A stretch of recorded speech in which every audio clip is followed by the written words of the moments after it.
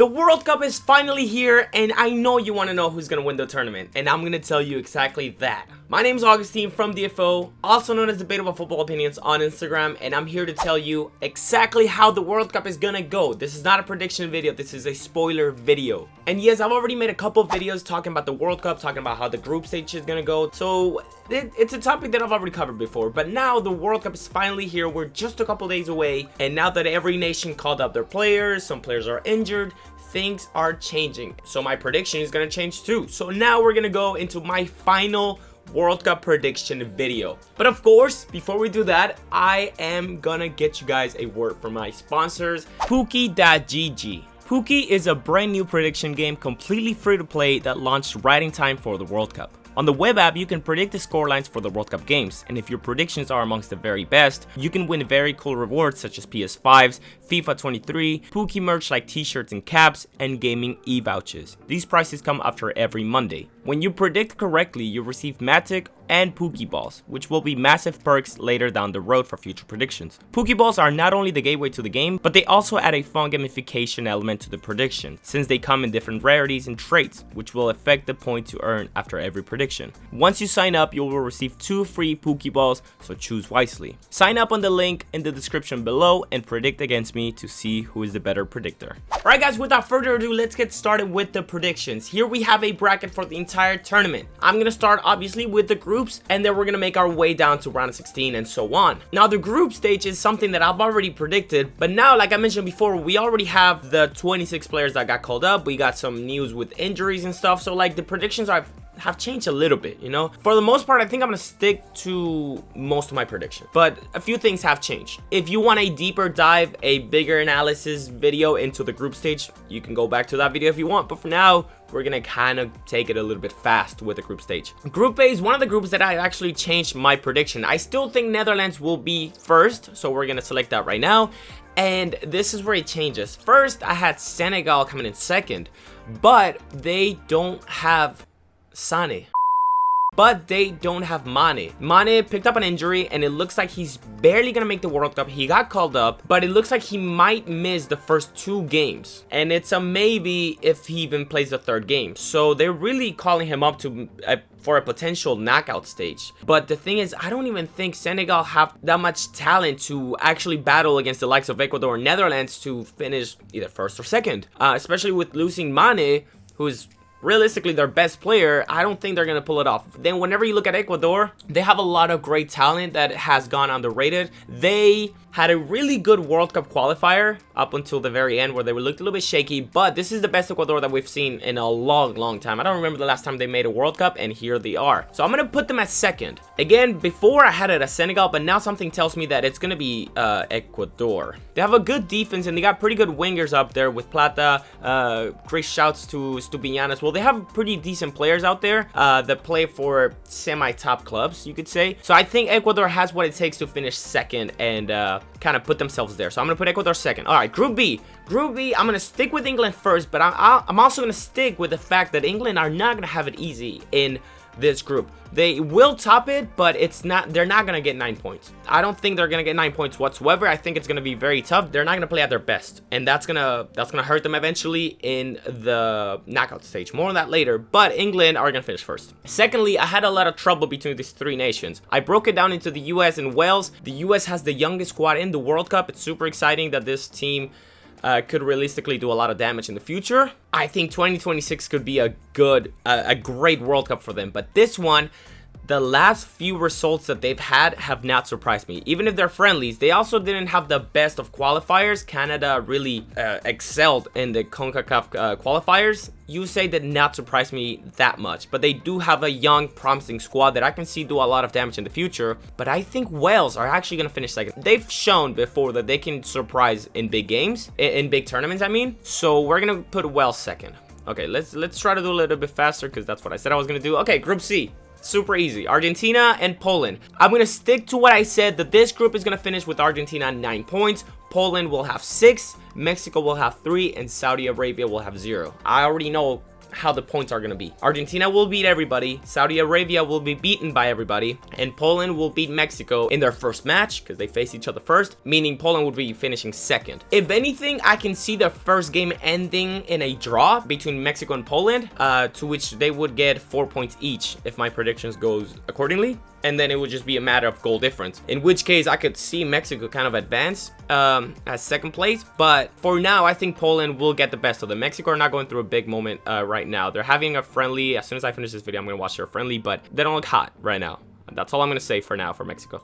All right, France and Denmark. Denmark, like a lot of people are aware of, they could be the dark horses of the tournament. We've already seen them get far in tournaments, most recently in the Euros. They have a great squad, and a lot of people have noticed this. A lot of people have them as the dark horses of the tournament, so I think not too surprisingly, just a little bit surprisingly, I'm going to put them as first place, and we got to talk about France. France, you know, they won the World Cup in 2018. They knocked us out in round of 16. France is a weird one because they might go through the World Cup curse. You know that curse where Spain won the World Cup, Italy won the World Cup, and then they got knocked out. Spain won the World Cup, then they got knocked out in group stage. You know, I don't need to tell you about this. I'm sure you're aware. And then you add to the fact that they're missing like 4 crucial players. Pogba is injured, Kante, Kimpembe, and now Nkunku, which is crucial. So this solidifies my prediction that they're gonna finish second. I'm not gonna go crazy and put them as third, but I did debate it. But I'm gonna put them second. I'm gonna give them the benefit of the doubt, and I'm gonna put them as second place. More on them later. And then we move to Group E. It's very, very exciting because we got 2 big nations that are actually very similar. We got Spain and we got Germany. They both have a great mix of very experienced players that have played 2, 3, even 4 World Cups, for example, with Thomas Müller. And then they also have the youngsters, talented youngsters that are barely on the come up, like Musiala, who's having an amazing season, and I hope he starts. And then you got Spain, who are in a similar case. They have players that have played many World Cups. They have the experience, you know, with players who are 33 years and above. And then you also got the young talented players that could be on the come up, like Ansu Fati got called up, Ferran Torres. And they both have really exciting managers that I cannot wait to see how they all line up and perform with Luis Enrique and Flick. So they both have a similar case. The thing is, I'm gonna put Germany first because Spain lacks something that Germany are benefiting of. A lot of the players from Germany play within the same club, and I think their chemistry, when it comes to the chemistry department, they are good to go. You don't get a lot of preparation for this World Cup. Like, I think most players have already arrived with their nations, and you only get 1 week of preparation for the World Cup.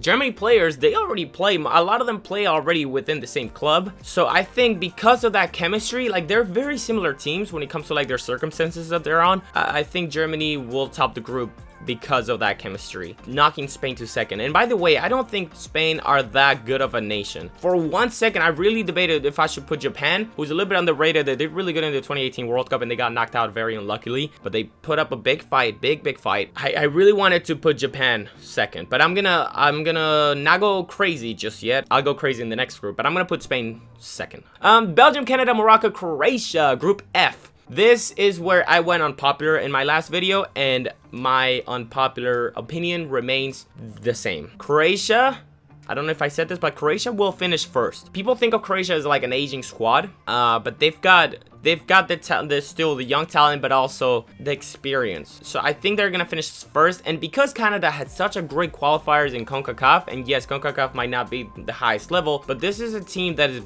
it's gonna be one of the teams to watch. If it wasn't for the likes of Denmark or Uruguay, more on that later, but if it wasn't for them, I'd label Canada as maybe one of the potential top 3 like dark horses. So I think Canada could finish second and surprise everybody. Belgium, the reason I'm putting them as third, they always disappoint. They always disappoint, and when they had great players, they disappointed. And now you look at their team. I looked at the 26 players that they called up. Nothing interests me. It's either players that are washed or like the 2, 3 great players that could change the outcome of a match. But with only 3 games in the group stage, you could slip up once and then the group stage is pretty much over for you. And there's always surprises in the World Cup. So if I have to predict the unpredictable, which I do, I'm gonna put Belgium finishing third, and Canada will surprise everybody and finish second. A little bit of a risk there, but I think it'll play off. All right, Group G is an easy one for the ones who's gonna top it. I hope I get this wrong, but because it would be funny if they would get knocked out, or even if they finish second. But I think Brazil will top it, even if they're my rivals and whatever. I'll put them as first.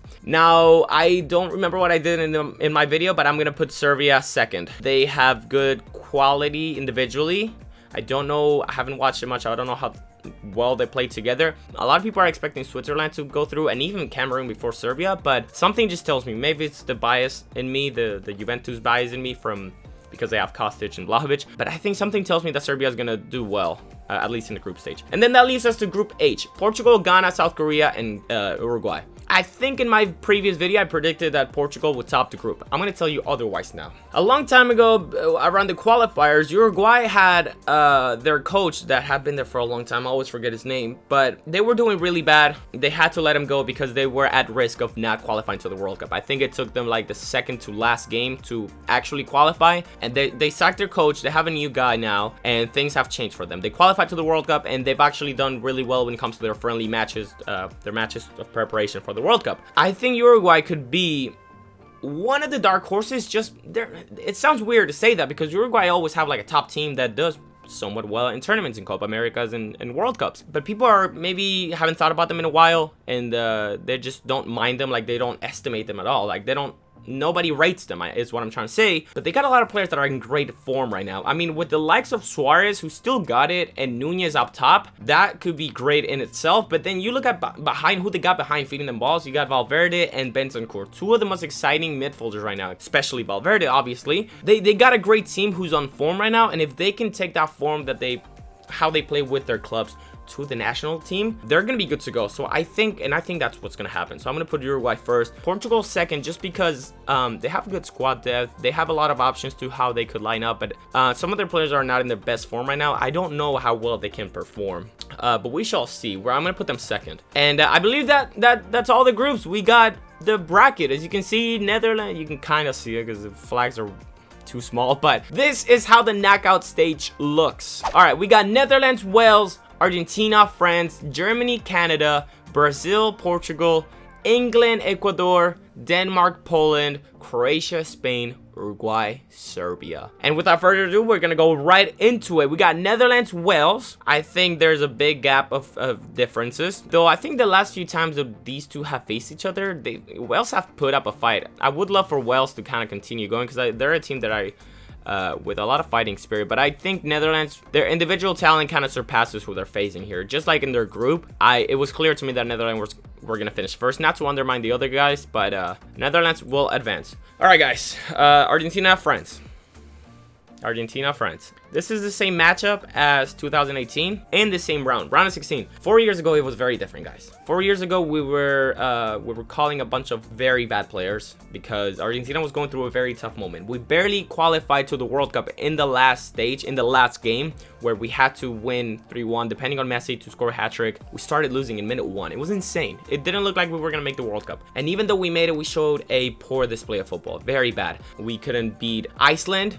We lost 3-0 to Croatia with a horrible display of football. The right players weren't being called up, and if you had the right players, they were on the bench. I mean, Dybala, for example, had more goals that season than he had minutes at the World Cup. I think he played 19 minutes that entire World Cup, and then he had like 25 goals or something like that. And then France obviously went on to become the world champions. They had a squad to fear that year, but things have changed. This is not the same Argentina anymore. This is an Argentina that today, as of the recording of this video, we are 36 games unbeaten. We won the Copa America and we won La Finalissima. With how things have been playing out, I think Argentina can actually get the best of the Frenchmen and they can advance. You can call it bias or whatever, but I'm gonna tell you almost the same thing for every matchup that we have. I've done a lot of predictions videos and I've always had to predict about my own nation and my own country, but I'm gonna give you 2 examples. Just recently, I predicted the UCL group stage, and I had Juventus getting knocked out, and that's my team. I had them getting knocked out. I already knew that Benfica were gonna finish second, right? So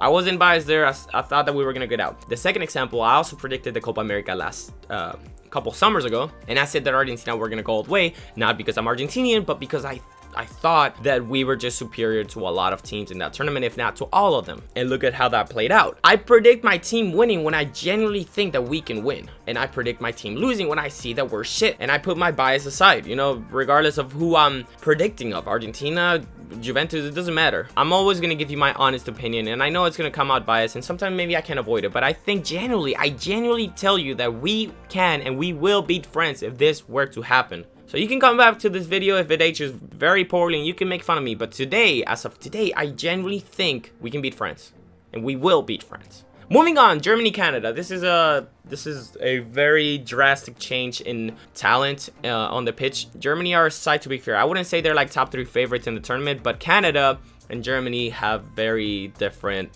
levels of quality. Not to undermine Canada, they had a great qualifiers, and I hope they have a great group stage and World Cup, and I would love for Canada to go through. But Germany, they got the chemistry, they got the talent, they got the experience, they got everything the Canada wishes they had. I'm gonna go for Germany advancing. Brazil, Portugal. This is one of the most exciting round of 16 games, if this were to happen, obviously. Portugal have great squad depth. I still don't really know how they're gonna line up. I don't know how much they can rely on Ronaldo anymore. Ronaldo's having an atrocious club campaign this season, at least, and it's not entirely his fault. There's been a lot of things happening outside of the pitch that have created this whole situation that he's in, and I don't know how much, like, if they can't rely on Ronaldo, I don't know how strong of a nation they really are. Yes, they can get the job done without him, as we've seen before, but then you look at Brazil. Brazil is a nation that they don't rely on a single player. They've got the great Neymar pulling wonders, changing the game, but you don't necessarily need to rely on him. They've got talent all around. They have a few things, they have a few areas in the pitch that you can expose for your own benefit, and you can beat them. They're a beatable team. But I think Brazil play much better as a unit. And but when it comes to like maybe individual talent, like on paper, I wouldn't say one of them surpasses the other. It's pretty similar, but I think Brazil is a stronger nation as a whole. So I'm gonna put Brazil knocking out Portugal, which is a shame for Ronaldo, one of the greatest of all time. This is his last World Cup most likely, and it ends in round 16, just like it ended in round 16 in 2018 against Uruguay. But now we're gonna go to the other side with England and Ecuador. I would love Ecuador to knock some sense into this Englishman, but I think if Southgate can actually have a proper 11 and doesn't screw around, I think England have a lot more quality than the Ecuadorian players do. Ecuador players play with a lot of fighting spirit, and they're a tough side to defend against.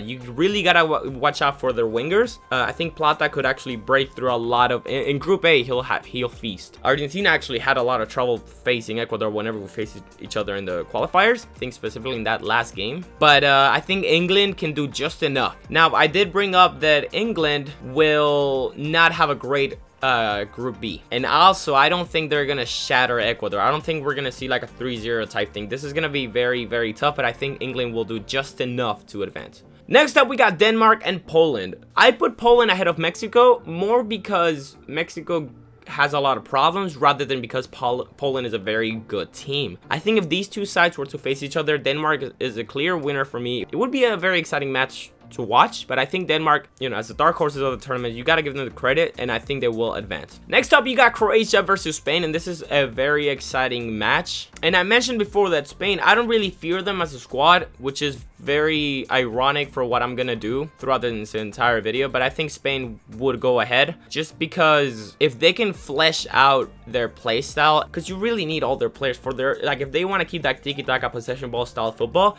you really need all the players to be in the same page. And if you can achieve that, I think they can do just enough to beat almost everybody.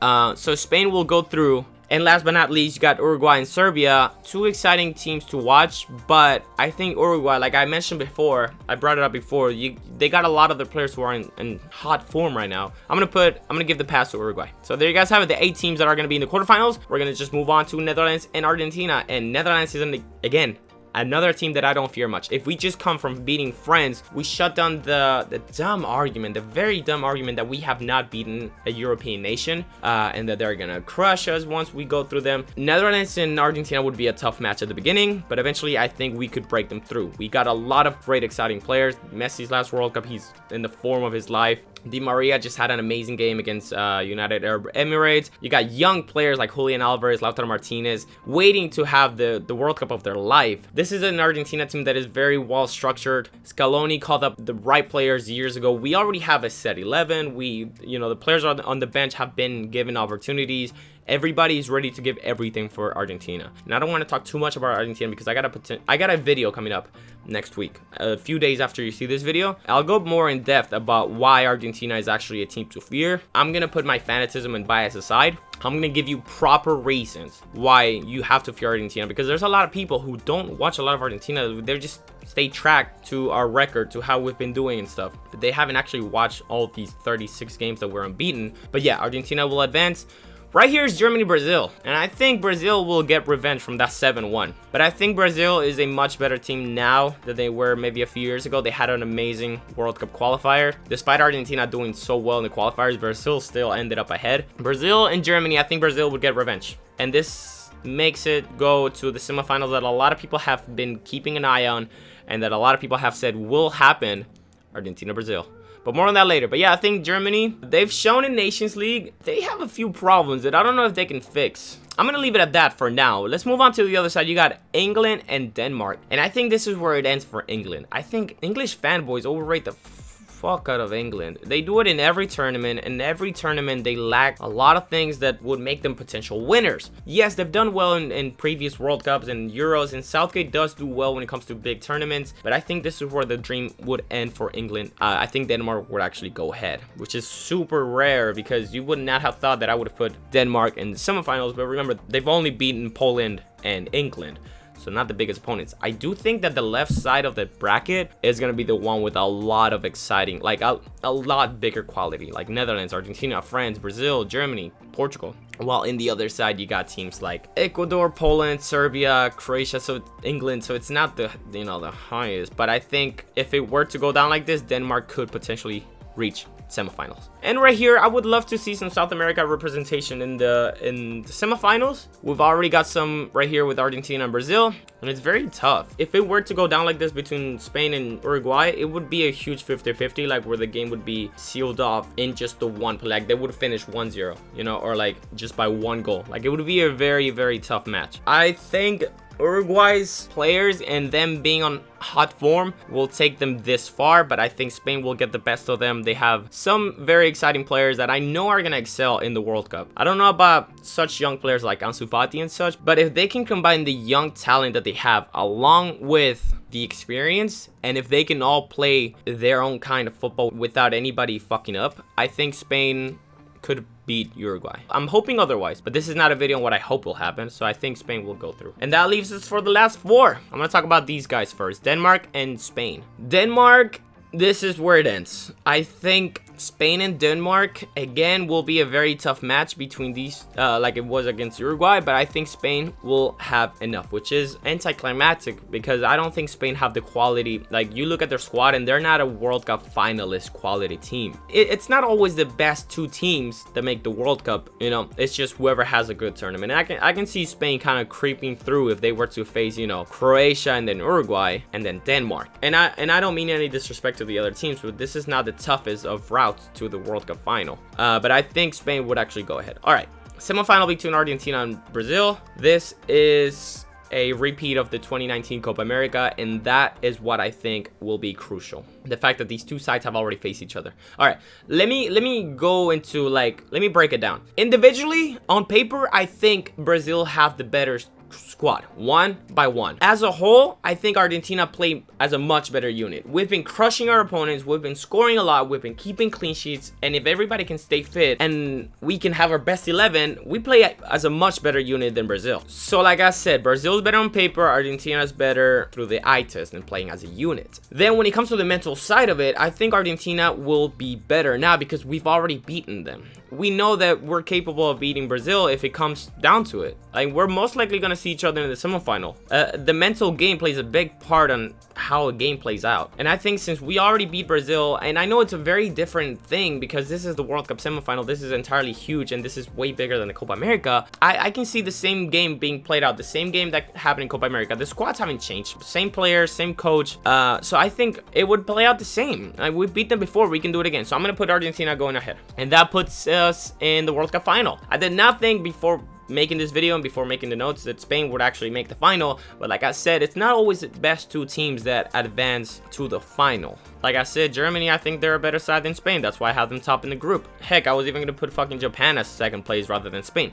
But if this is how it goes for Spain facing Croatia, Uruguay, Denmark, I think they can actually make it to the final. You know how most finals end with a 1-0 or with like winning on penalties? Like, it's always a very 50-50 match. If we were to face Spain in a World Cup final, I'm not too sure it would end with just a clear 1-0. I think one side would genuinely be well above the other.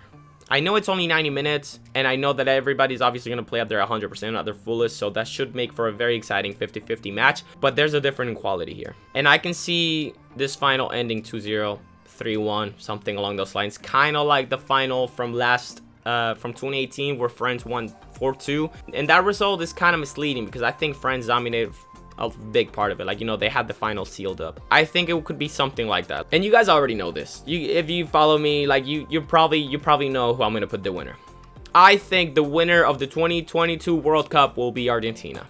I have no shame whatsoever saying that as an Argentine myself. I have no shame. I feel nothing when you call me biased. I don't care, because I've already brought up before. If I see that my team has what it takes to win it, I will predict it that we can win it. Putting bias aside, I could be from fucking Ecuador, and I think this is what I would predict. That is my final prediction as of now before the World Cup even begins. Let me know what you think. Let me know if I got it spot on or if I messed up and I have horrible ball knowledge. Let me know in the comments below. Make sure to like the video to help me with the algorithm, and make sure to subscribe. That's the most important thing. I hope everybody and their nations has a very, very good World Cup, unless you guys have to face us. But seriously, enjoy the World Cup. Have a good time. Watch some football with your mates. Remember, this is a once in a 4-year opportunity, so you just have a good time. Put your fanatism aside and just watch some football. Enjoy it, and I will see you guys next time. Thank you all for watching the video. Take care and cheers.